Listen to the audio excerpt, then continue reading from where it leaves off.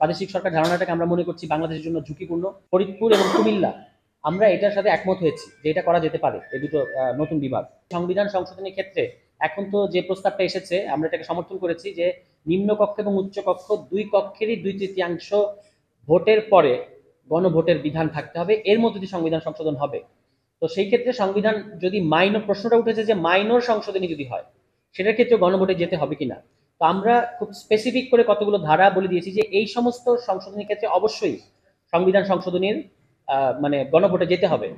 তার মধ্যে যেগুলো আসলে রাষ্ট্রের বেসিক পাওয়ার স্ট্রাকচার কিংবা প্রিএমবেলের মতো গুরুত্বপূর্ণ ইস্যু, এইগুলোর মূলনীতি, এইরকম গুরুত্বপূর্ণ ইস্যু যেগুলো আছে সেগুলোর ক্ষেত্রে সংশোধনী করতে গেলে অবশ্যই গণভোটে যেতে হবে। আদারওয়াইজ নর্মাল যেগুলো রুটিন সংশোধনী যদি প্রয়োজন হয় এগুলো আসলে দুই কক্ষের 2/3 যথেষ্ট। প্রধান বিচারপতি নিয়োগ একটা খুব গুরুত্বপূর্ণ প্রসঙ্গ। এটা কোনো কোনো রাজনৈতিক দল জ্যেষ্ঠ 3 জনের মধ্যে থেকে একজন বাছাই করার প্রক্রিয়ার কথা বলেছে। আমরা যে একটা পদ্ধতিতে জোর আরোপ করতে চেয়েছি যে যিনি জ্যেষ্ঠতম থাকবেন তিনি আসলে প্রধান বিচারপতি হবেন। আর তার বিরুদ্ধে যদি কোনো অভিযোগ, এমন কোনো অভিযোগ থাকে যিনি যেটা আসলে প্রধান বিচারপতি পদে যাওয়ার মতো না, সেই প্রসঙ্গ তো ভিন্ন, সেটা তো তার মানে বিচার অন্যভাবে হওয়া যাবে, আর সেটার জন্য সুপ্রিম জুডিশিয়াল কাউন্সিল তো আছেই। আচ্ছা, এর বাইরে আপনার রাষ্ট্রপতি নির্বাচন, রাষ্ট্রপতি নির্বাচনের ক্ষেত্রে আমরা ইলেকটোরাল কলেজ যে পদ্ধতি এটাকে সমর্থন করেছি, এবং সেখানে দুই কক্ষের সংসদ সদস্যদের বাইরেও জেলা কাউন্সিল, 64টা জেলায় 64টা জেলা কাউন্সিল এবং প্রত্যেক জেলার একটা করে ভোট, এর মধ্য দিয়ে নির্বাচক মন্ডলী তারা আসলে রাষ্ট্রপতি নির্বাচন করবে। আমরা এটাতে নীতিগতভাবে একমত হয়ে বলেছি যে এটা আওতারও বাড়ানো দরকার, যেমন সিটি কর্পোরেশন কিংবা অন্যান্য যে স্থানীয় সরকারের যে যারা জনপ্রতিনিধি আছে তাদেরকে যদি আমরা ইনক্লুড করতে পারি, তাহলে এই যে অল্প কিছু যারা আছে মানে 2 হাউস এবং আপনার মানে 64টা জেলা কাউন্সিল, এটার কারণে যে মানে কেনা বেচার যে একটা সম্ভাবনা থাকে এটাকে দূর করা যাবে যদি আমরা আরো স্থানীয় প্রতিনিধিদেরকে যুক্ত করতে পারি। কিন্তু ওই যে নির্বাচক মন্ডলীর যে মাধ্যমে যে রাষ্ট্রপতি সরাসরি নির্বাচন, এটা থাকলে রাজনৈতিক দলগুলো আসলে তেমন ব্যক্তিকে মনোনয়ন দিতে বাধ্য থাকবে বা এক ধরনের তারা রাজি হবে, সম্মত হবে। এই কারণে আমরা রাষ্ট্রপতি নির্বাচনটা ইলেকট্রাল কলেজ পদ্ধতিটাকে সমর্থন করছি। বিচার বিভাগের সংস্কারের ক্ষেত্রে আমাদের কতগুলো সুনির্দিষ্ট প্রস্তাব আছে, তো সেটা আমরা বিস্তারিত বলবো যখন আমাদের এটা নিয়ে এখন আলোচনা হয় নাই, হচ্ছে। আরেকটা আমরা বলেছিলাম যে সরকারি কর্মকর্তা কর্মচারীদের ওনারা মানে কমিশন প্রস্তাব করেছিল যে 3 বছরে 3 অর্থ বছরে একবার করে তাদের সম্পদের বিবরণ বা আয় ব্যয়ের হিসাব দেওয়ার ক্ষেত্রে আমরা বলছি প্রতি আয়কর বছরই এটা করা দরকার, মানে প্রত্যেক বছর এটা করা দরকার। মানে প্রতি আয়কর বর্ষেই সরকারি কর্মকর্তা কর্মচারীরা তাদের যে আপনার সম্পদের বা আয় ব্যয়ের হিসাবটা জনসম্মুখে কিংবা সরকারের কাছে দিতে বাধ্য থাকবে। মানে এটা চাইলে দুদক এটা নিয়ে তদন্ত করতে পারবে। নিম্নকক্ষে নারী আসন, এটা নিয়ে আমাদের আগের পর্বেও আলোচনা হয়েছিল, আজকে আলোচনা হচ্ছে। 100 আসনে সরাসরি নারী প্রার্থী, মানে নারীরা নারীদের সাথে প্রতিদ্বন্দ্বিতা করবেন এবং তার মধ্যে দিয়ে 100 জন নারী পার্লামেন্টে নিম্ন কক্ষে যাবে সরাসরি ভোটে, সংরক্ষিত আসন না। এটাকে আমরা সমর্থন করছি, এবং উচ্চ কক্ষে 100 আসনের 25% নারীদের জন্য রাখার ব্যাপারেও আমরা একমত আছি।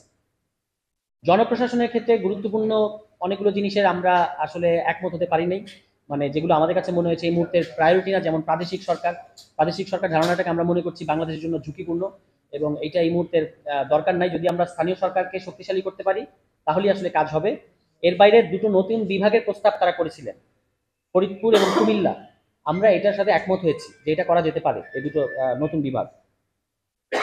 জেলা ম্যাজিস্ট্রেটকে মামলা গ্রহণের ক্ষমতা সুপারিশ করেছেন তারা, আমরা এটা দ্বিমত করেছি, যেটা আমরা বলেছি যে বিচারিক ক্ষমতাটা বিচার বিভাগের কাছেই থাকাটাই ভালো হবে। জেলা পরিষদ বাতিলের প্রসঙ্গ তারা প্রস্তাব করেছেন, আমরা বলেছি যে না, জেলা পরিষদ থাকা দরকার।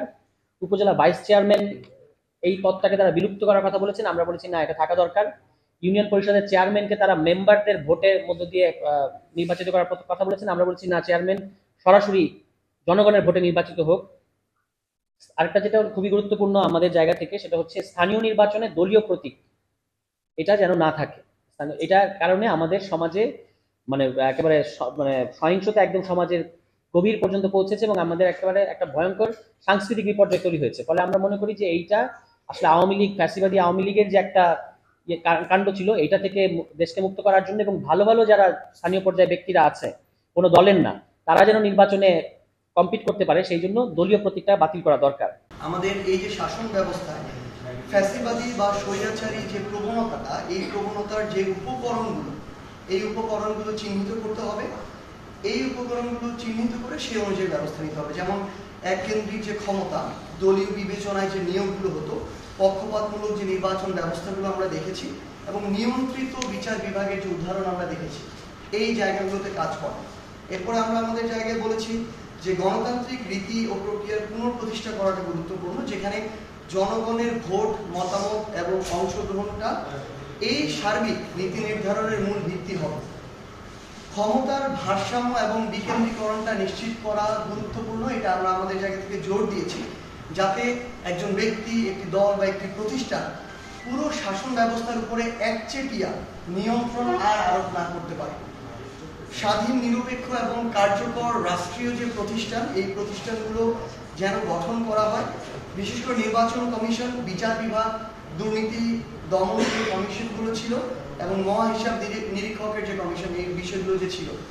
এবং সবচেয়ে গুরুত্বপূর্ণ হচ্ছে সাংবিধানিক সুরক্ষা ও সংশোধন প্রক্রিয়া জন অংশগ্রহণ যেন সংযুক্ত করা হয়, যাতে নাগরিকদের এই যে মৌলিক অধিকার, গণতান্ত্রিক শাসন ব্যবস্থায় রক্ষিত হয়, এই বিষয়টি এবং জনগণের অনুমতি ছাড়া বড় বৃহৎ কোনো বিষয়গুলো যেন হঠাৎ করে পরিবর্তন না করা, এই বিষয়গুলো আমরা তুলে ধরেছি।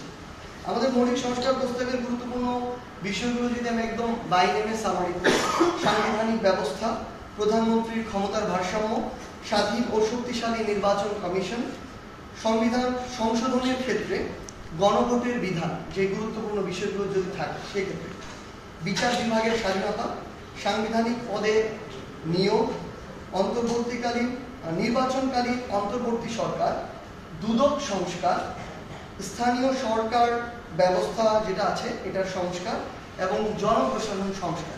এগুলো হচ্ছে টপিক যেগুলো নিয়ে আমরা আমাদের জায়গা থেকে কথা বলেছি। আমরা গুরুত্বপূর্ণ যে বিষয়গুলো, এর বিষয়গুলোর ভিতরের গুরুত্বপূর্ণ কিছু বিষয় এখানে তুলে ধরতে চাই। সাংবিধানিক যে ব্যবস্থা, এখানে আমরা একটা আমাদের জায়গা থেকে যে বিষয়টি তুলে ধরেছি এবং জোর দেওয়ার চেষ্টা করেছি, জাতীয় সাংবিধানিক কাউন্সিল গঠন, ন্যাশনাল কনস্টিটিউশনাল কাউন্সিল, সংক্ষেপে এনসিসি।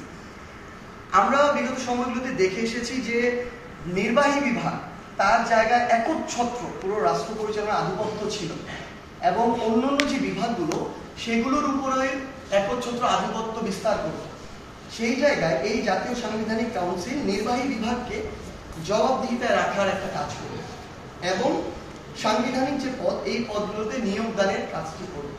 আমরা এই জায়গায় দ্বিকক্ষ বিশিষ্ট আইনসভার কথা বলেছি, যেখানে আমাদের যে নিম্ন কক্ষ সেটি হবে আমাদের আসন ভিত্তিক এবং আমাদের যে উচ্চ কক্ষ সেটি হবে ভোটের আনুপাতিক হারের ভিত্তিক। আমরা উচ্চ কক্ষের যে কাজ, এই কাজগুলো আমাদের জায়গা থেকে তুলে ধরেছি, যেমন সংবিধান সংশোধনে 2/3 সংখ্যাগরিষ্ঠ ভোটে এখানে পাশ হতে হবে। নিম্ন কক্ষে যে উত্থাপিত বিলগুলো থাকবে সেগুলো এখানে পর্যালোচনা হবে, সুপারিশ হবে। আন্তর্জাতিক চুক্তির ক্ষেত্রে এই উচ্চ কক্ষের একটি অনুমোদন লাগবে এবং সরকারি যে সংস্থাগুলো, এই সংস্থাগুলোর কার্যক্রম এই উচ্চ কক্ষ মনিটরিং করবে। এবং আমরা গুরুত্বপূর্ণ কিছু বিষয় আমাদের জায়গা থেকে আরো তুলে ধরার চেষ্টা করেছি, যে সংসদ সদস্যরা পার্লামেন্টে স্বাধীনভাবে তাদের মতামতটি প্রকাশ করতে পারবে, পাশাপাশি সরকারের যে স্থিতিশীলতা সেটিও যেন রক্ষা হয়, আবার যেন অস্থিতিশীল কোনো পরিবেশ না হয়, সেই জন্য একটা সাংবিধানিক সেখানে ব্যবস্থা থাকবে। আমরা আগেও জানিয়েছি, আজকেও এটি পুনরাবৃত্তি করেছি, যে ভোটারদের বয়স যেন 16 করা হয় এবং প্রার্থীর বয়স নির্বাচনে অংশগ্রহণের ক্ষেত্রে যেন 23 করা হয়। আরেকটি গুরুত্বপূর্ণ বিষয় আমরা তুলে ধরেছি, তথ্য প্রাপ্তির যে অধিকার, এটাকে যেন মৌলিক অধিকার হিসেবে স্বীকৃতি প্রদান করা হয়।